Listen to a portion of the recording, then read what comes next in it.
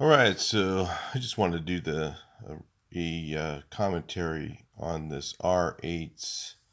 This guy bought this R8, and he bought it for a good price or cheap price, he thinks, and whatever. I have nothing against the guy at all. But he's talking about this frame repair and how that he's going to, you know, he did this frame repair, and the thing says here. Better than, I think it said better than, stronger than original. I'm going to discount that a little bit.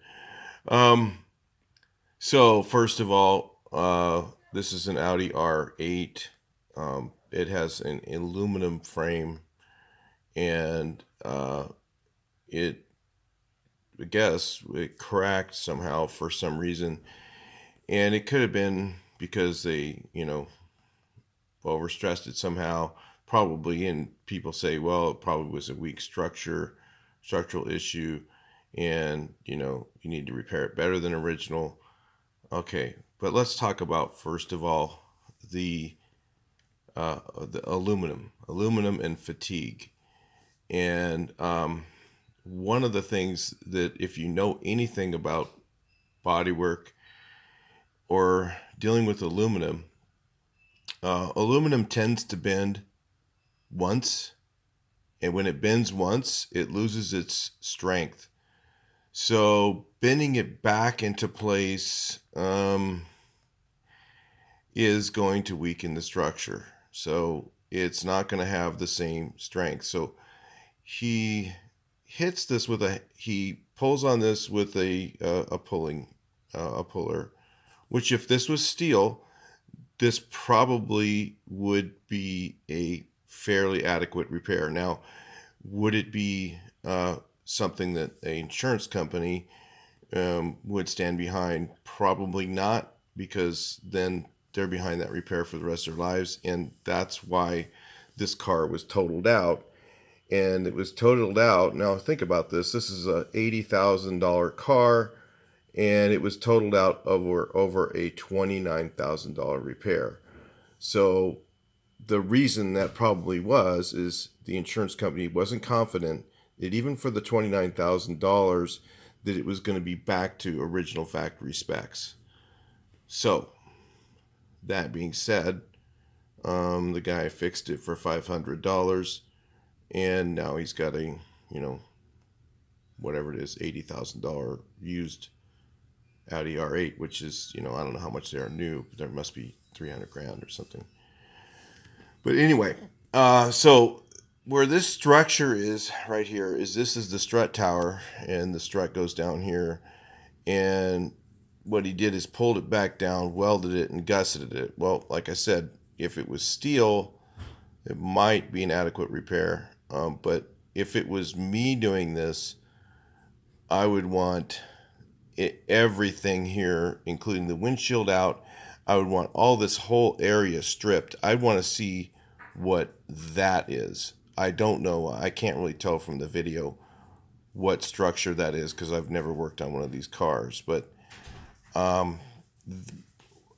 whatever this is that it's attached to, I want to see that there was no stress on the rest of this as it goes up under the dash. So probably all the dash would have to be taken out to actually assess the damage properly.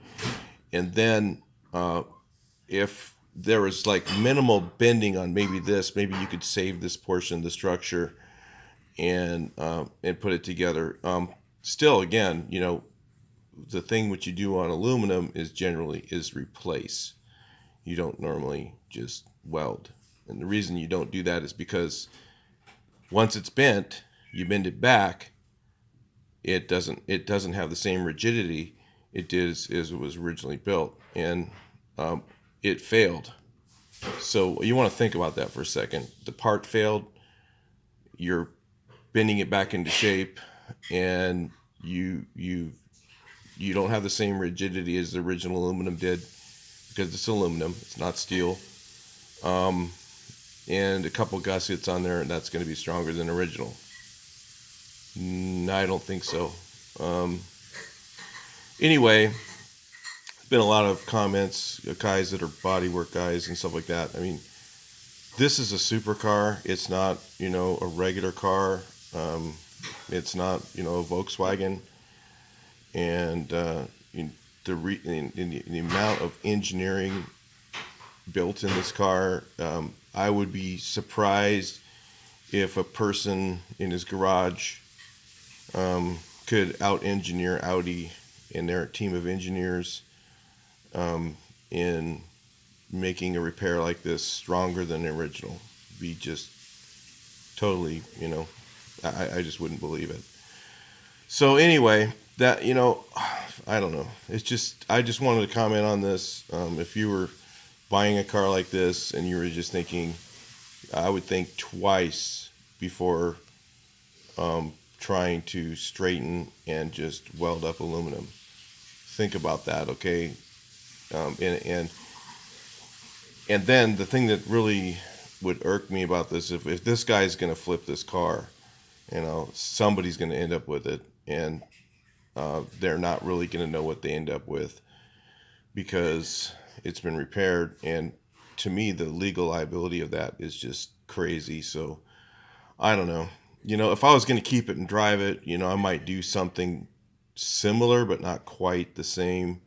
I would definitely increase the rigidity of it by adding much more aluminum to it, and definitely would want the windshield out and see what's around it that could possibly be compromised, and then before I would put that car back together and actually drive it. Anyway, just a little commentary. I don't know. I just think the whole thing is wrong. So anyway, I thought I'd just make a little commentary on that. And I'm not against somebody getting a R8 really really cheap and doing something like that to it. Good for him, But if you're gonna do it on something like that, you really need it to be right and to be safe. Talk to you in the next video. Please like, share, and subscribe.